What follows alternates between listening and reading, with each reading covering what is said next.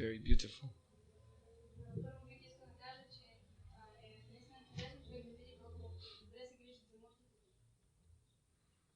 So all the devotees who are involved in the deity worship or dressing and decoration and making ornaments and clothes, we were all blessed by the special mercy of Sri Sri Gaurnitai.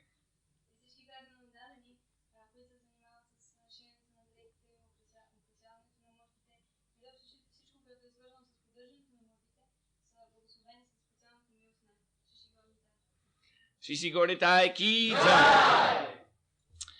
So this morning we are reading from Srimad Bhagavatam, Canto 2, Chapter 9, Text 24. Jami tapasai vedam, grasami tapasa punaha, bibhanami tapasa vishvam, viryang me dushcharam tapaha. So this is the Supreme Personality of Godhead speaking about how He manifests, maintains, and winds up the entire material creation.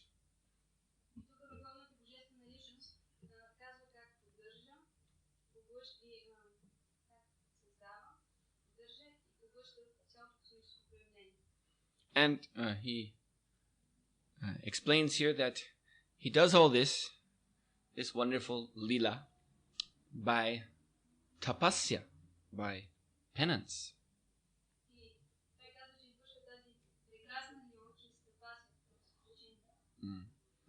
So we may wonder why Krishna himself must perform penance in order to create.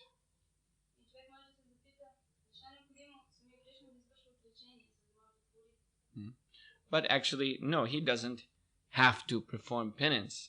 But he is setting the example for all other living entities who wish to advance in their position.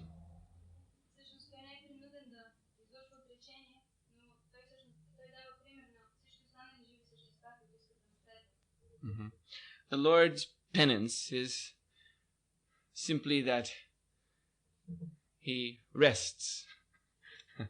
He is in the trance of Yoga Nidra, in his form of Mahavishnu.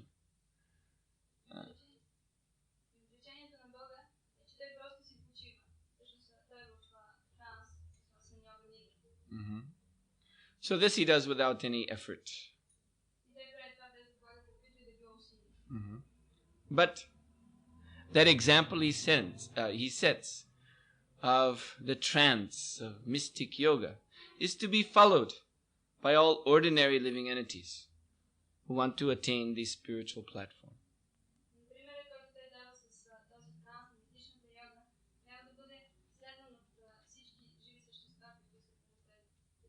Or indeed, if a living entity wants to attain anything, even something material, he has to perform penance.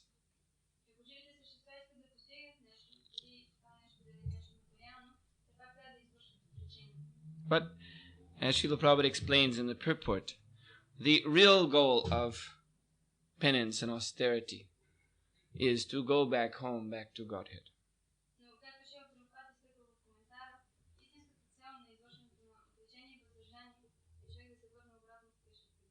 And Srila Prabhupada writes that an easygoing life and attainment of perfection in transcendental realization cannot go together.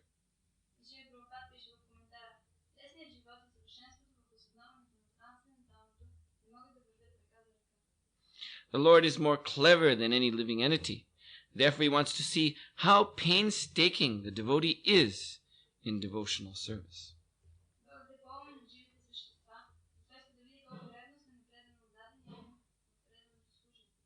There was a great sage named Mandavya Muni.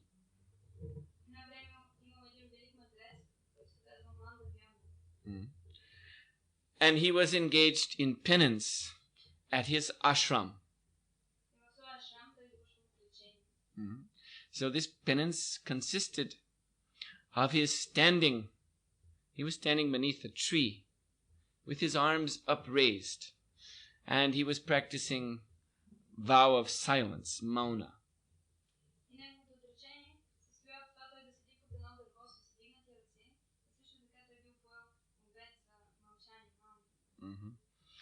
And he was greatly determined.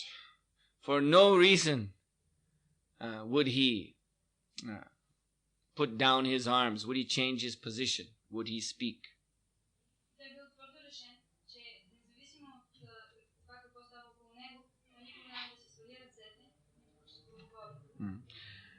A gang of thieves had stolen some valuable property, and they were being pursued by the police.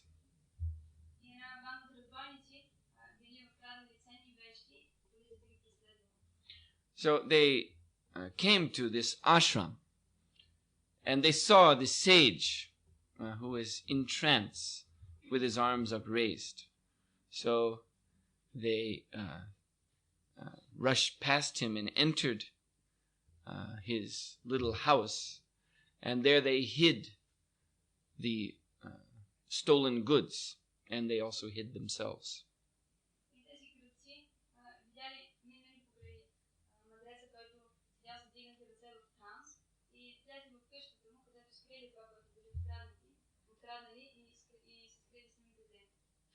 So within a few minutes the police arrived there, and they asked the sage, have you seen a gang of robbers?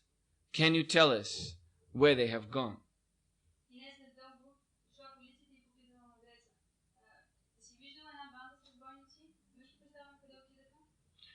So the sage was so fixed in his vow that he did not pay any attention to the police.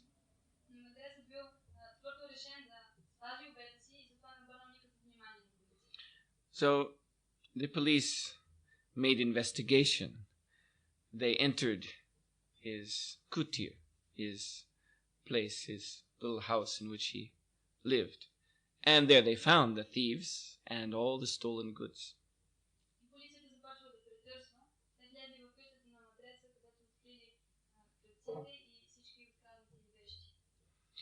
So they arrested all the thieves, and they also arrested Mandavya Muni, because they took it that his silence meant that he was an accomplice. He was also part of the gang.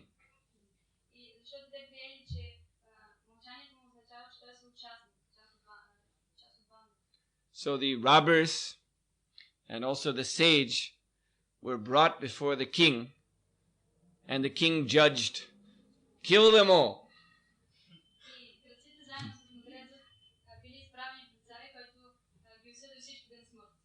Mm-hmm. So the punishment, the means of execution was that the robbers, one by one, were impaled on a lance. So they were pierced through by a sharp lance and lifted up, and the lance was put in the ground.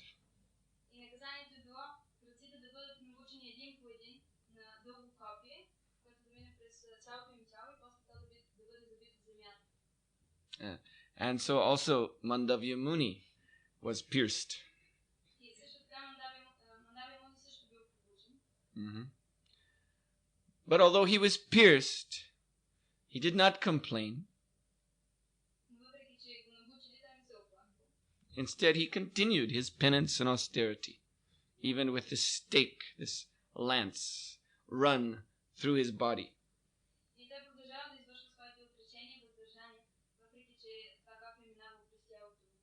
Mm-hmm. And other great sages, mystics, they came to see him.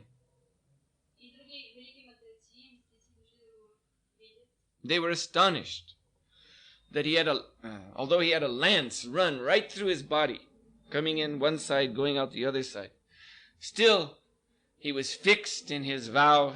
His hands were upraised. He was practicing mauna. He was performing all his duties.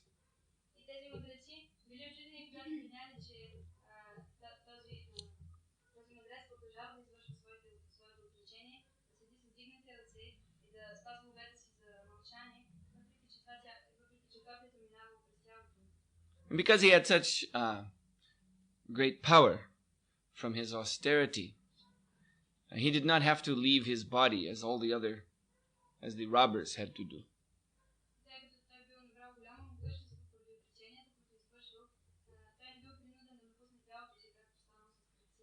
So many days later, the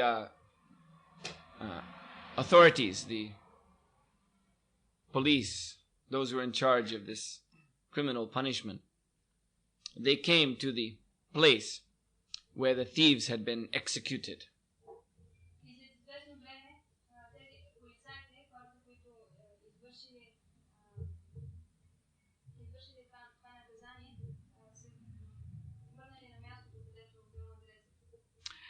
And they saw all the thieves had died on the lances.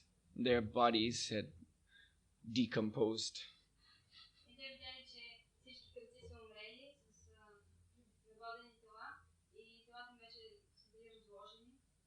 But Mandavya was in perfect health.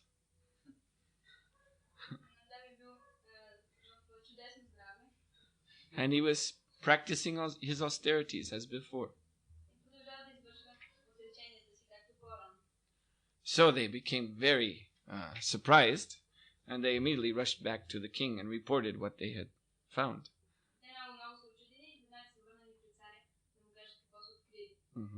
So the king came personally to see the sage, and he could understand that this is no ordinary person.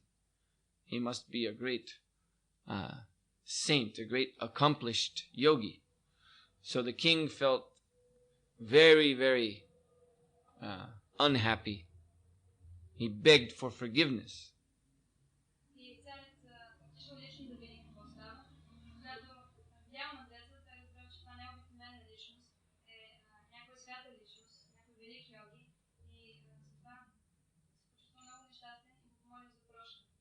And the sage said, "Don't worry. I am not angry with you."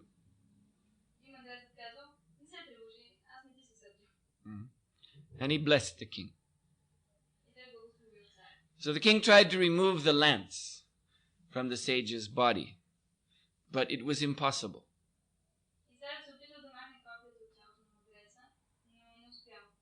So the only thing that could be done was that the lance was broken off from the front and the back, and the middle, the inner part of the lance, which was within the body of the sage, had to remain inside of his body.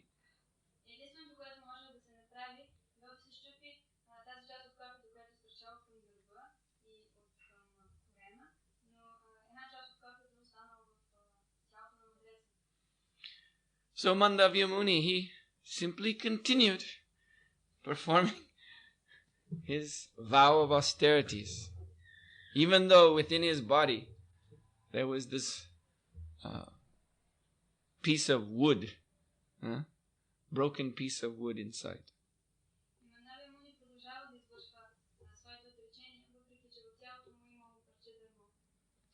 So Mandavya Muni became famous for his tolerance of this broken lance within his body.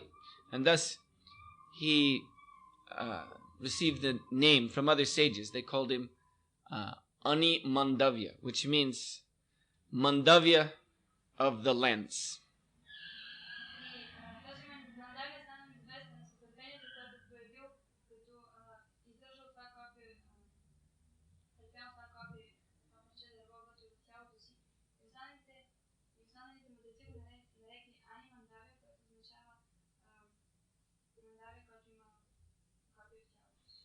Eventually, Mandavya Muni went to see Yamaraj, the Lord of Death.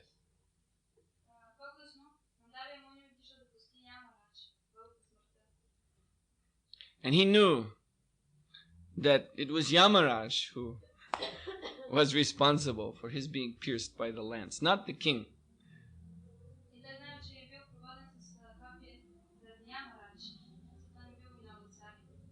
So he inquired from Yamaraj, why did this happen to me? And Yamaraj explained, well, when you were a small child, you were piercing little living entities with a piece of straw. So this was the reaction, that you had to be pierced with a lance.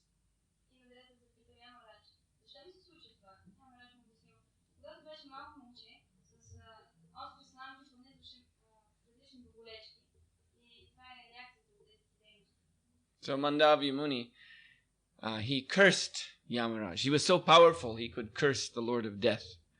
And he said, for this, because this was improper judgment. I was just a child. You cannot punish a child so severely, or you cannot punish a person so severely for such an offense committed when one is very young. So he cursed Yamaraj that he had to take birth on the earth as a Shudra.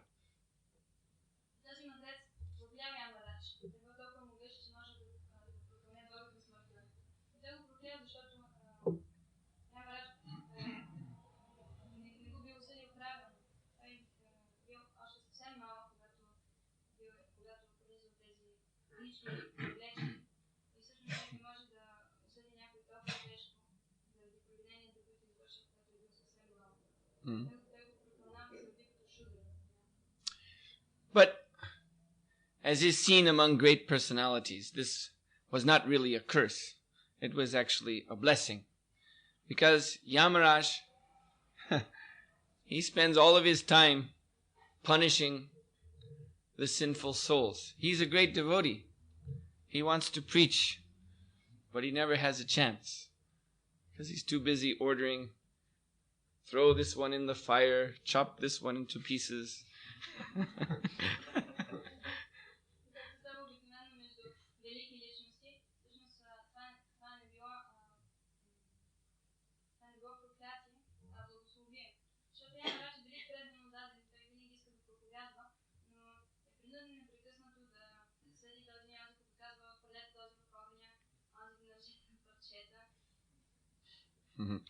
So, as a result of this curse, Yamaraj took birth as Vidura, who is, although by external estimation he was a Shudra, actually he was a great devotee of the Lord and participated in Krishna's pastimes 5,000 years ago.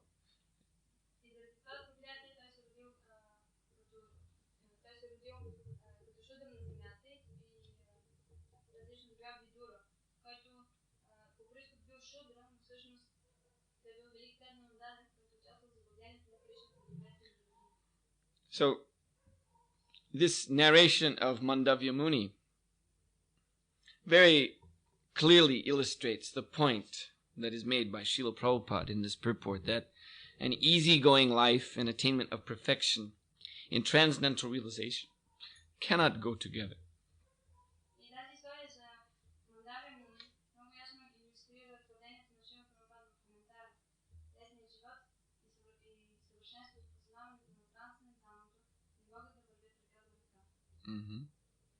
When we fix ourselves on the goal of becoming Krishna conscious, of rendering service to the Supreme Lord, we should not be surprised that there will be obstacles, there will be difficulties.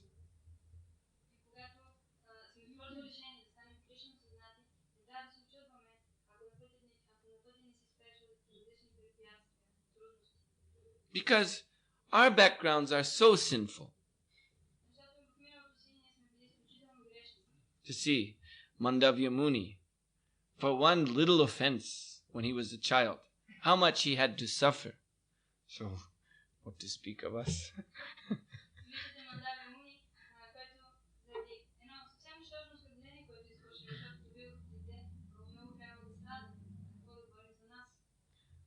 Of course, the Lord is kind. He minimizes sinful reactions when we take up His devotional service.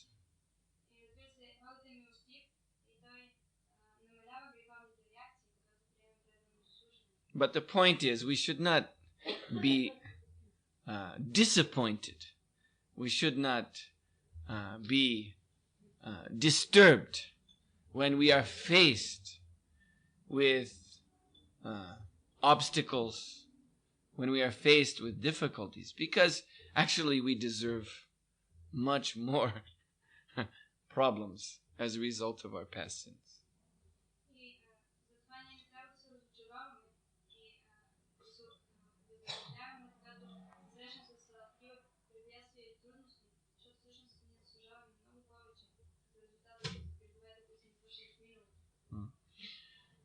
And the example is there of great souls like Mandavya Muni.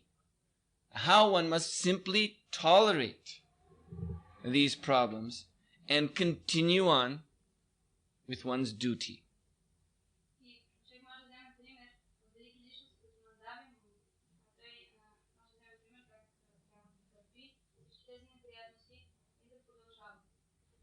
Srila Prabhupada was the perfect example of this in the modern time.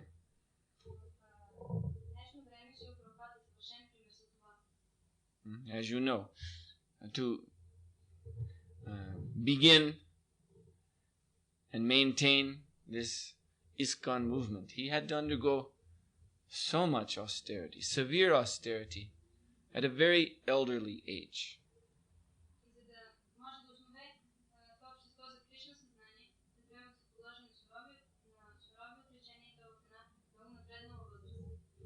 From the very beginning, even when he was coming to the West, he suffered 2 heart attacks.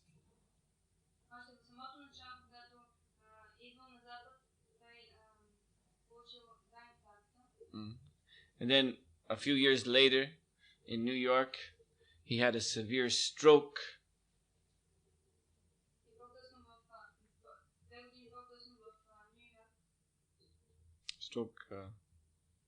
This is something that happens in the brain.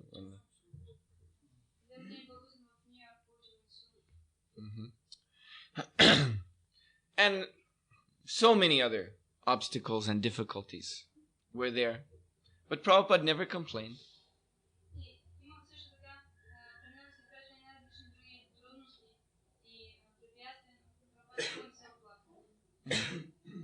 Tamal Krishna Maharaj stayed with Srila Prabhupada during the last year of his pastimes on this planet. And so Srila Prabhupada's body was getting weaker and weaker and weaker. And from material angle of vision, his condition would be very, for an ordinary person, would be very, very miserable. But Tamal Krishna Maharaj reports that Srila Prabhupada never once complained, never once said, I am suffering. He always continued on with his duty. He was translating Bhagavatam right up to the very end.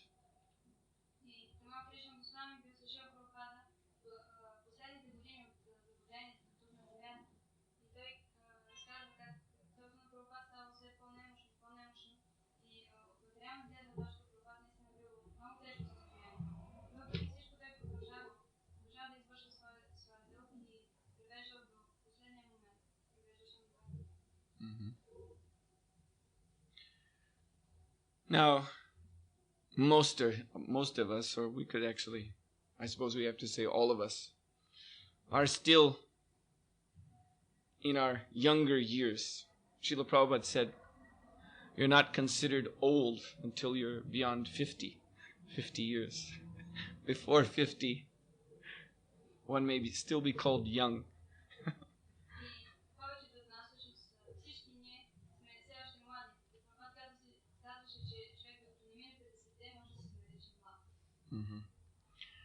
So, the illusion of youth is that I am strong and healthy. and everything in life is good.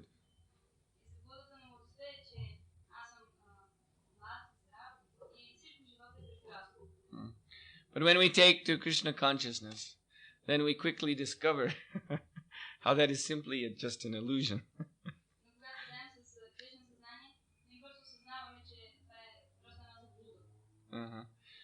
Because we become aware of how difficult the passions of youthful senses and mind are when one is taking to spiritual life.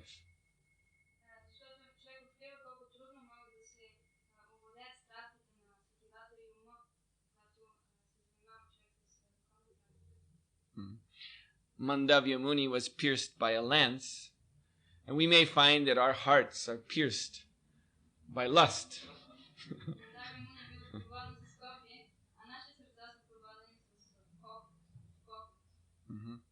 And then lust brings with it anger and enviousness and madness and illusion and so many other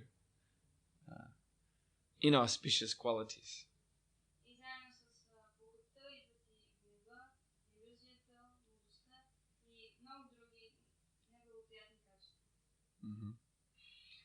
And this is the ever-recurring question. I am, as GBC and as spiritual masters, I'm always meeting devotees and they have this ever-recurring question. What to do about this problem?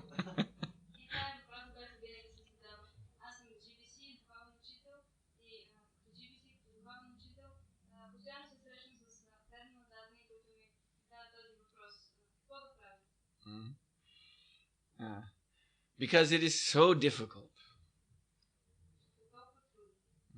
Yes, it is difficult. That we know. But again, one has to remember the example of the great souls who bore so much more difficulty for us, that we may have a chance to become purified by practicing the process that they have given us.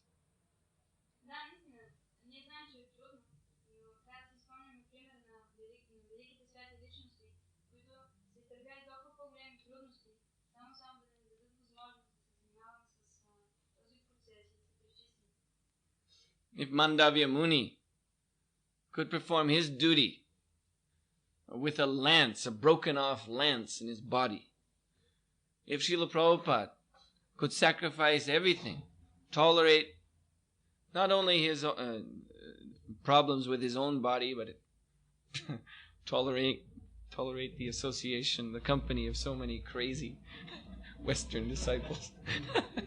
If Prabhupada could tolerate all this for our behalf, then we must tolerate the reactions of our past sinful activities and go on with our duty in devotional service.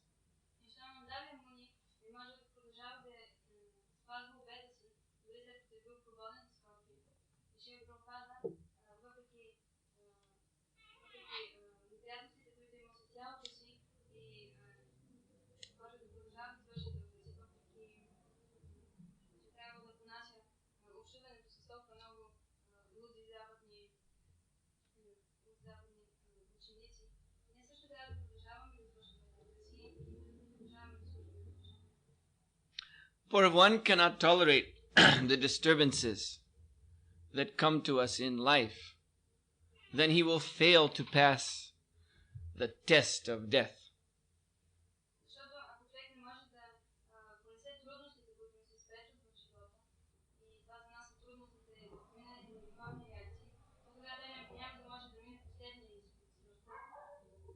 Test of death is simply, as Krishna says, Antakali Smarameva Yukta Kalevaram.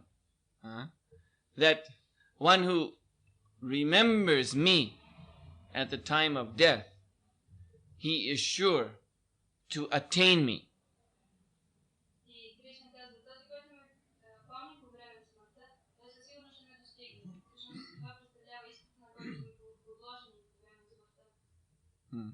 One can remember Krishna if in life he has been controlling his mind and senses, remembering Krishna.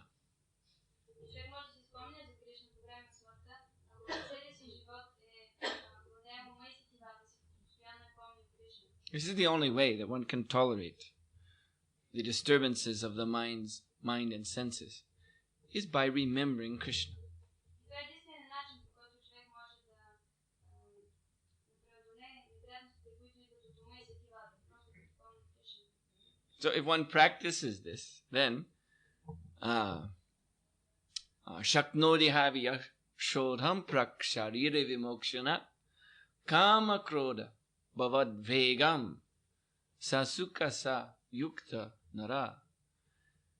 Krishna says that one who learns to tolerate in life the forces of lust and anger, then he is called a yogi. He alone is peaceful, is satisfied, is happy. And he will attain the Supreme Lord at the time of giving up this body.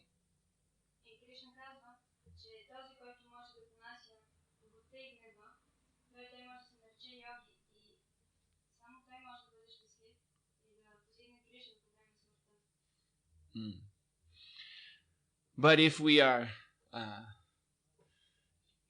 if we allow ourselves to become agitated by lust and anger, and we act according to their impulses, we fall down from remembrance of Krishna. Then the time of death will be unbearable. One will not be able to remember Krishna.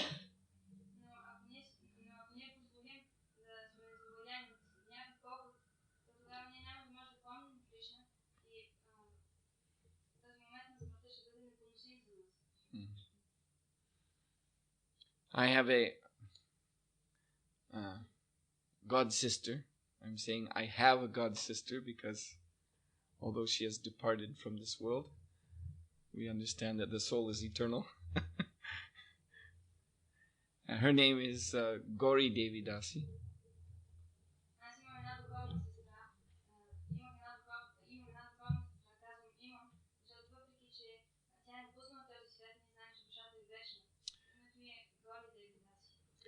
So, she was one of the leading book distributors in the United States.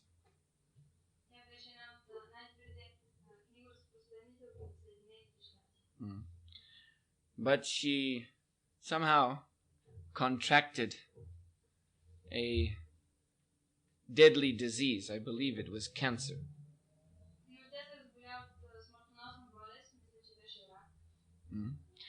And as this disease spread through her body, of course, she had to suffer so many pains.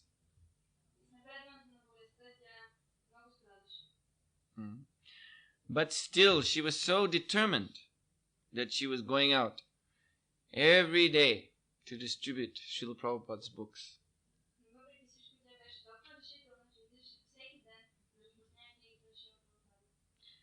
And she was visiting doctors to see what they could do, but they couldn't help. They said, this disease has no cure.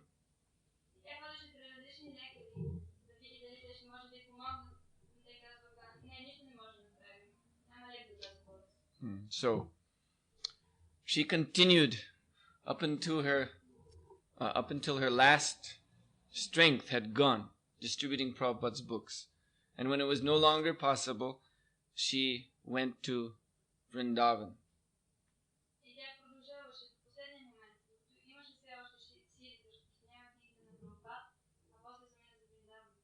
And there she left her body. Now the devotees who were there, taking care of her at the end, they testified that her leaving the body was a wonderful event. Everyone who was there, because of things she said as she was departing, and because of also other signs which are explained by Brahmanas, when certain things happen, when a person is departing the body, it can be understood what their destination was. So there were different signs. So anyway, it was clear to everyone that she went back home, back to Godhead.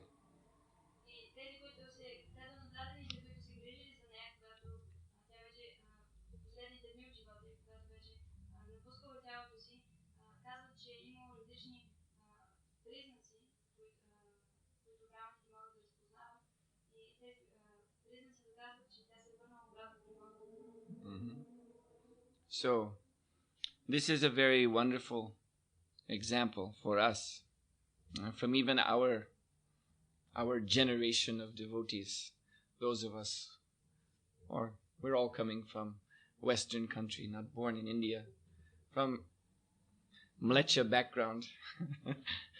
But here we have the example of success in Krishna consciousness.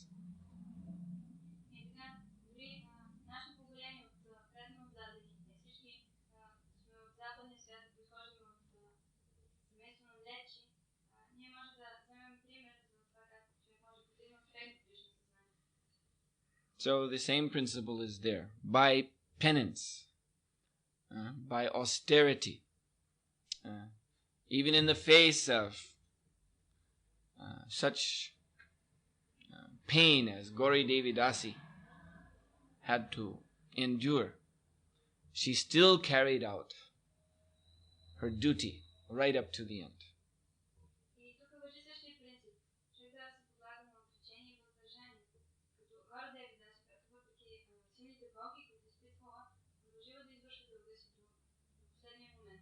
And thus, Krishna, being pleased with her, took her soul back home, back to Godhead.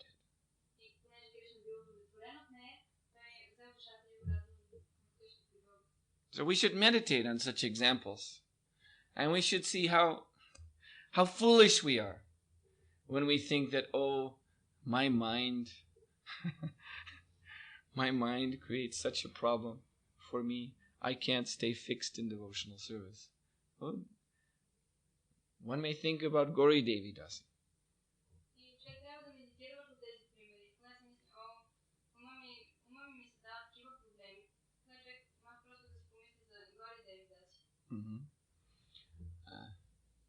Just see what her problem was.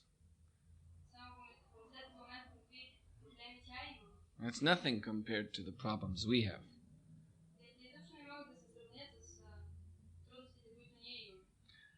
Of course, actually, we all have the same problem, because it's an illusion to think, oh, I am healthy, my body is strong. Srila Prabhupada said, with every new day, you're one day closer to death. Everybody is dying.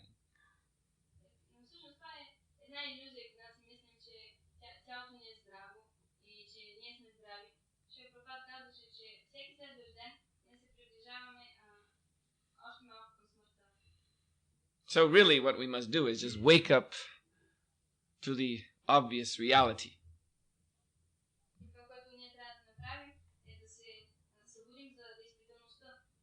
We're all under the sentence of death. We're all condemned to death. So what is the use in that situation of listening to our crazy mind and letting the mind push us around, deviate us from our real business?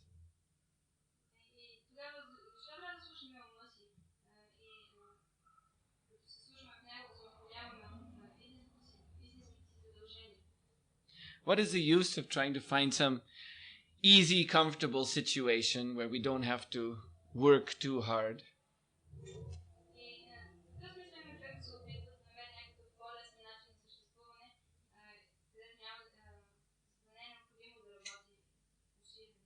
This is blindness.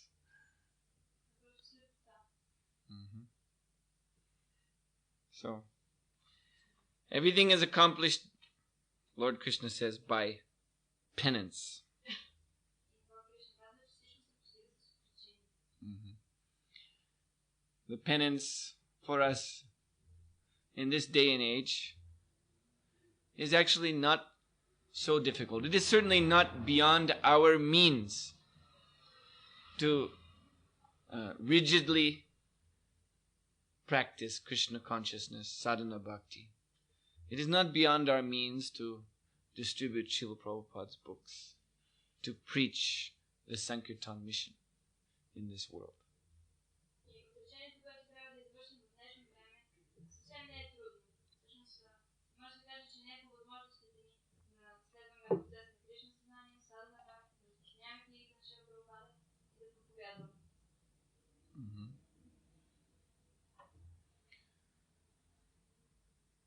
So it's just a question of determination. And one becomes determined as soon as one recognizes the reality of our situation.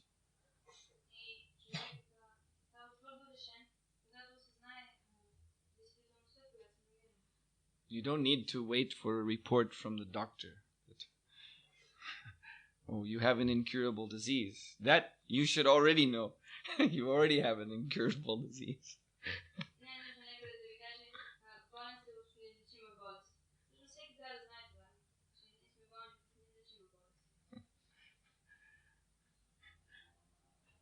I have a godbrother whose name I won't mention because this story is to illustrate the other side.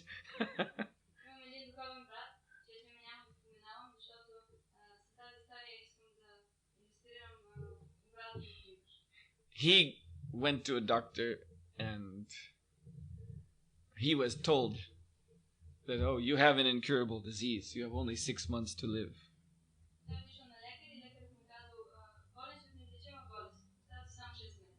Yeah. So he asked Srila Prabhupada what to do, and Srila Prabhupada said, then go to Mayapur and live very simply in a grass hut and spend your time chanting Hare Krishna. You should eat very little, sleep very little, and just absorb yourself in the holy name.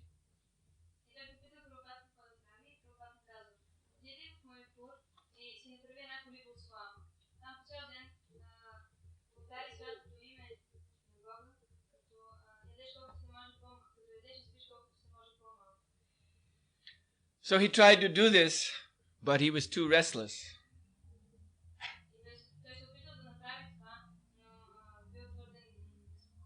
You see, he had been a householder, but he gave up his wife, he gave up everything and went to Mayapur. But when he was there, he became too restless. And so he left Mayapur, he went somewhere else, then went somewhere else, went somewhere else. He ended up going around the world.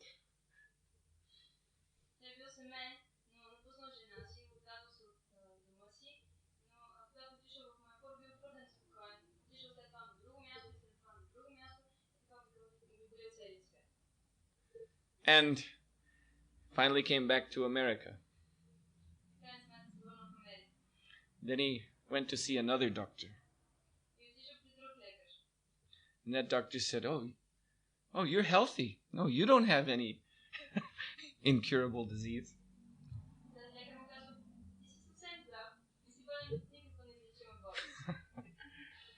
So then he got on the telephone and he called up his wife.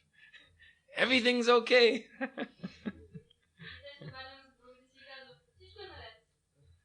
And then the both of them moved to California, and the last I heard of him, he was surfing.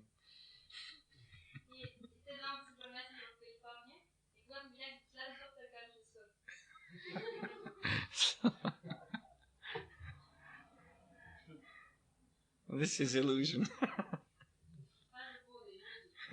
We don't need a medical report to know about our hopeless condition in this material body.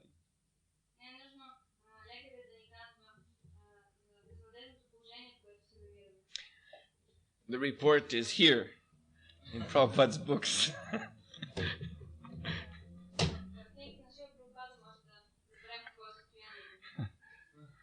So we must take this seriously.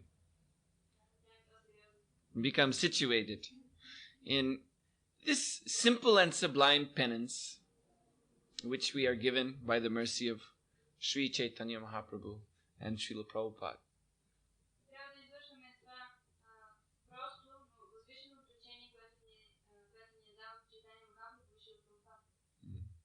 Are there any questions? Има ли някакви въпроси? Yes.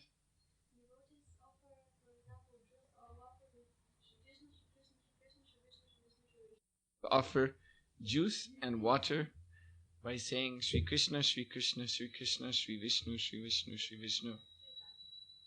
Yes. 3 times? Okay.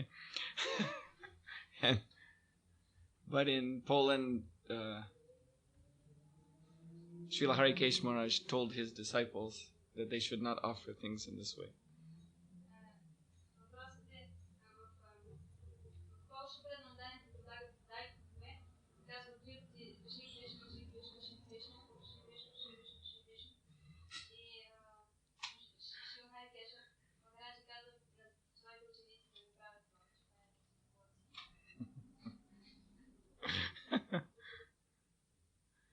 If ever there was an example of a question that has nothing to do with the class, this is an example. Трябва да се даде пример за въпрос, който няма нищо общо с лекцията. Това е този случай. Anyway, Srila Prabhupada said that before one drinks water or takes anything in his mouth, for instance, like medicine, one should repeat the holy name of Lord Vishnu 3 times. Shri Vishnu, Shri Vishnu, Shri Vishnu. Както и да е, Шрила Прабхупада е казвал, че преди човек да пие вода или да глътне нещо, например лекарство, той трябва 3 пъти да повтори святото име на Вишну. Srila Prabhupada's instruction is not to be misunderstood, that this is a way one can offer things to the Lord. И Шрила Прабхупада казваше, че човек не трябва да се заблуждава, че по този начин може да предлага различни неща на Бога. This instruction is to give us a means for always remembering Lord Vishnu. И това наставление да ни помогне винаги да помним Бог Вишну. That he is, for instance, the taste of water, and he is the maintainer of our body. Да си спомним, че това е вкусът на водата и този, който поддържа нашето тяло. We may not always be able to offer the water we drink to the Lord formally on the altar. For instance, when we're on Sankirtan, we don't expect the Sankirtan devotees to stay out all day distributing books and never drink water till they come back and take the Maha water from the altar. We don't. This is not required.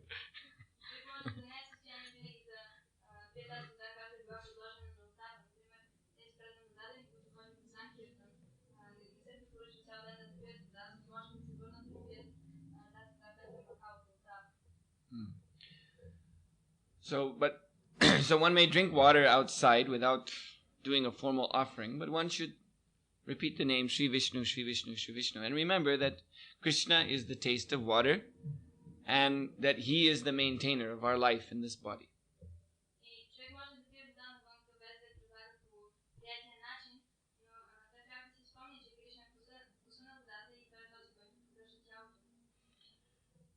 It has been seen that this instruction has been wrongly applied to other things. For instance, if one is hungry, then he thinks, well, I just buy some fruit or something, or a piece of bread, or a candy bar, and I can say Shri Vishnu, Shri Vishnu, Shri Vishnu, and then it will become prasadam. No, that is not the meaning of this instruction.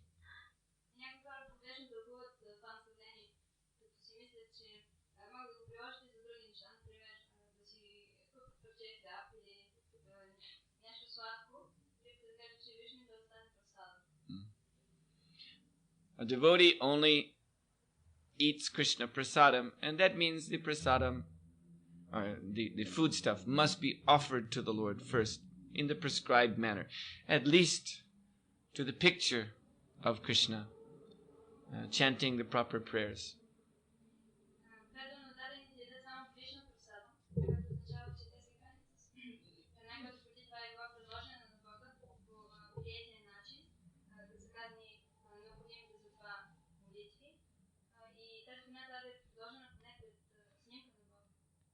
Sometimes devotees ask, can't we offer in the mind?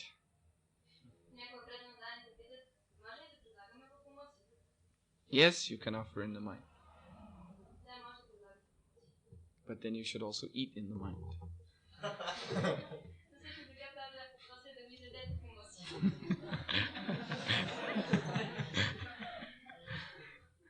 Then it's all right.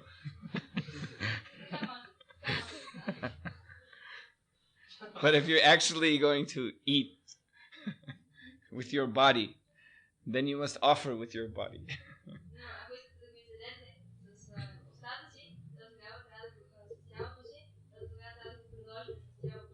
By bowing down and chanting the proper prayers before an altar. The altar you may make just from photographs, but it must be done.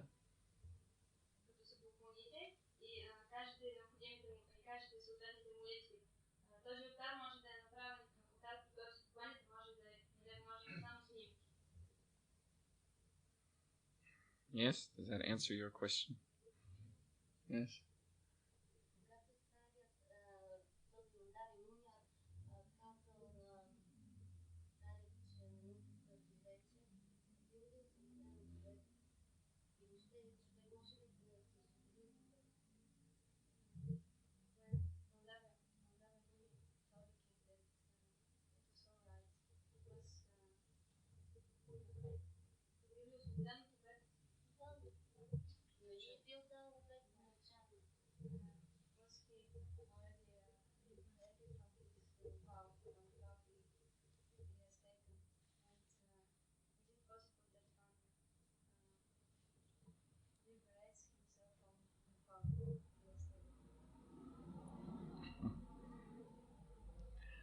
Oh, you're asking that because Mandavya Muni broke his silence. Is that the point?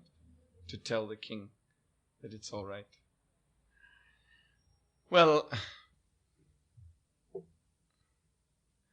I'm not sure if he,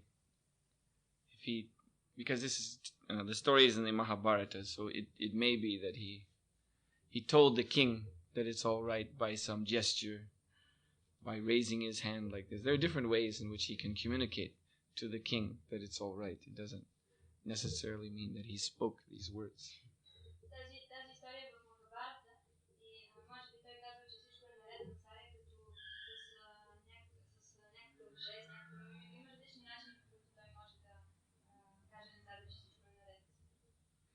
As for the second question, when one takes a vow, the vow has a purpose, so one should not break the vow, or one should only give up the vow when the purpose is completed.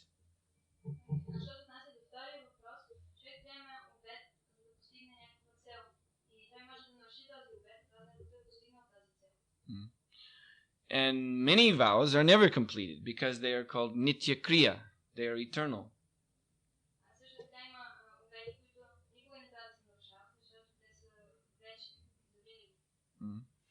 Our vow to follow 4 regulative principles, our vow to chant Hare Krishna, our vow to serve Krishna. These are nitya kriya. They're eternal. It's not that we do them for some time and then it's completed and then we can enjoy it.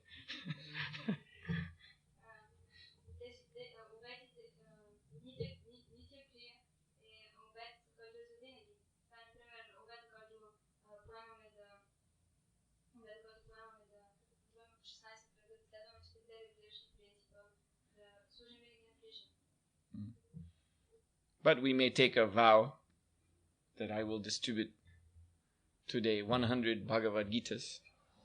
Then we should stay out till we have completed this vow.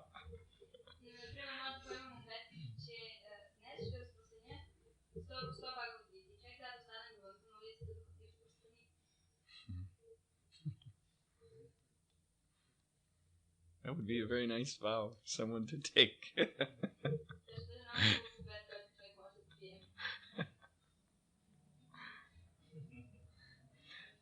Yes.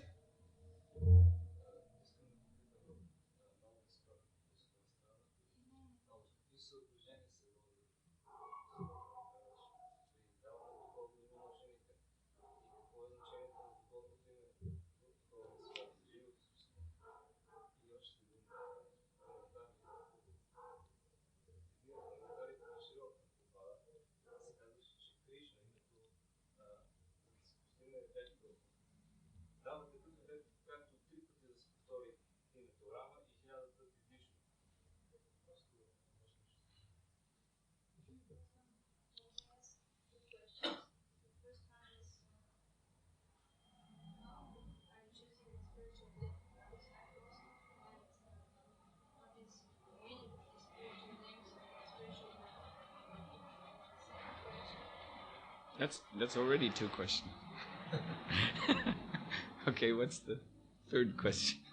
Krishna.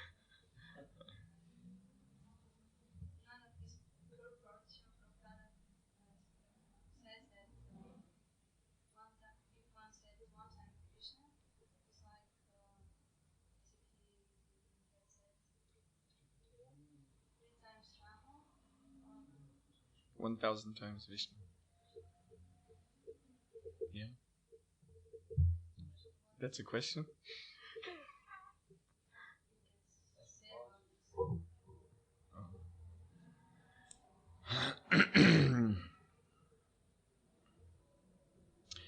It is regulative principle that one who takes to devotional service should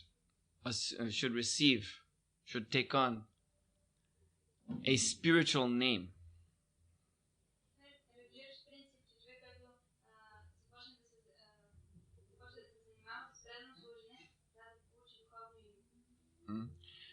This is to help one become free of the bodily concept.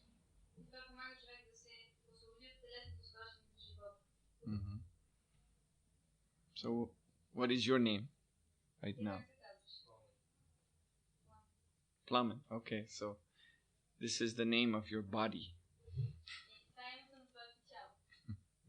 So when people call you Plamen, then it puts you in bodily consciousness.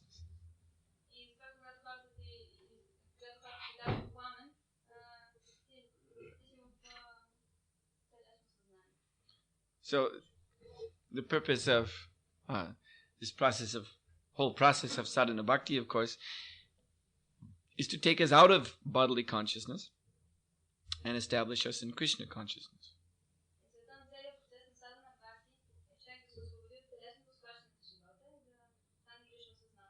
So therefore, the devotees are given spiritual names by the spiritual master. These names are simply the names of Krishna and Krishna's devotees. More or less, we can say all devotees have the same name, either Krishna Das or Krishna Dasi.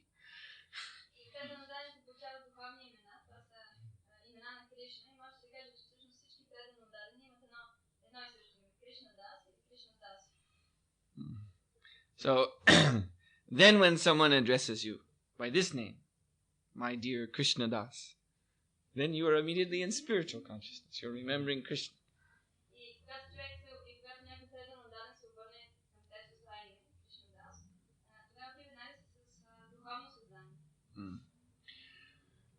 And now devotees there are 2 aspects to devotees' identity.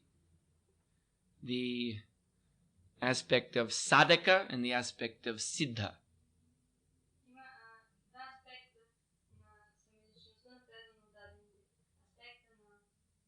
Sadhaka, siddha. So the sadhaka identity is the identity of a bhakta in this world who is following the process of sadhana bhakti.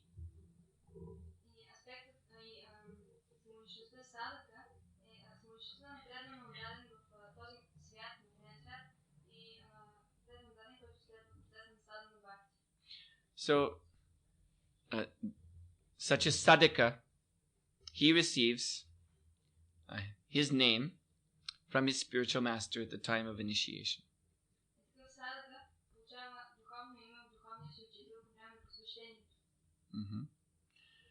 But devotee also has his siddha identity. Now this siddha identity for neophyte devotees is hidden.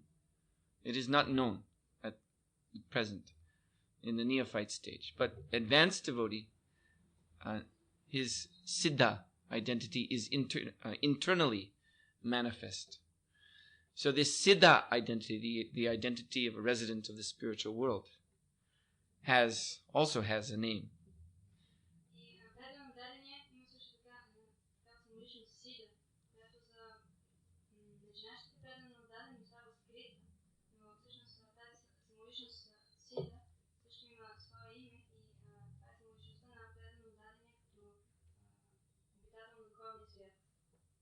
And it is not that the two names are the same.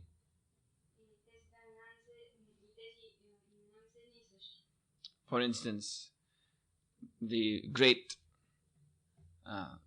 Acharya Raghunath Das Goswami,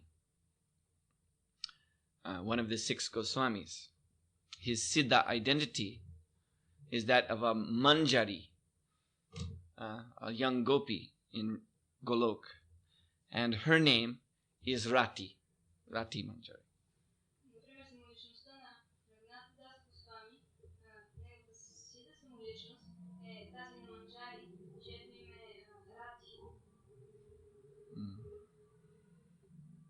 So the name that is used simply depends on the identity, whether we're speaking of the sadhaka identity or the siddha identity.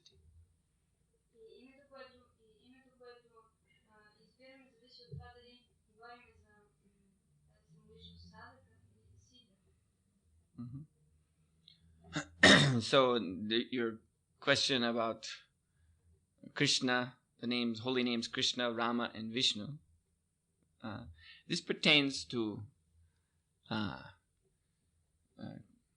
Krishna as the Supreme Personality of Godhead. So all forms, all names of the Lord are automatically included within the holy name Krishna.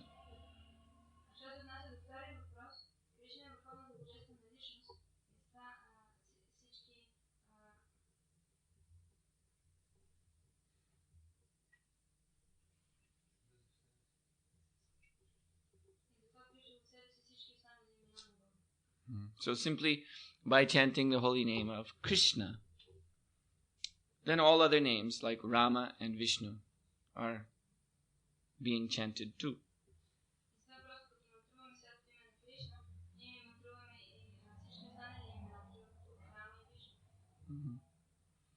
Now the Ram that is being referred to in this quotation is the name of Ramachandra.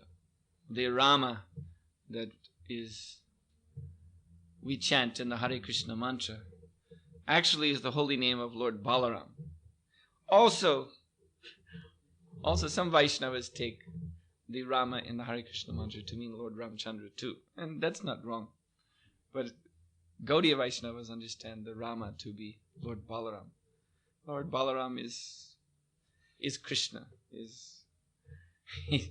He's in no way different from Krishna, Prabhupada said, except that Krishna is black and Balaram's white. But both are the equally potent personality of Godhead.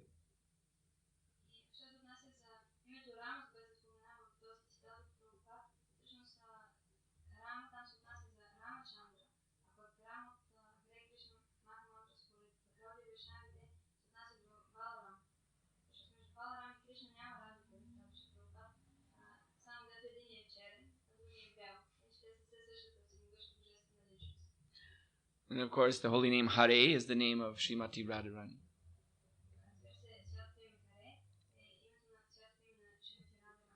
So all these holy names, Hare, Krishna, and Rama, have equal transcendental potency.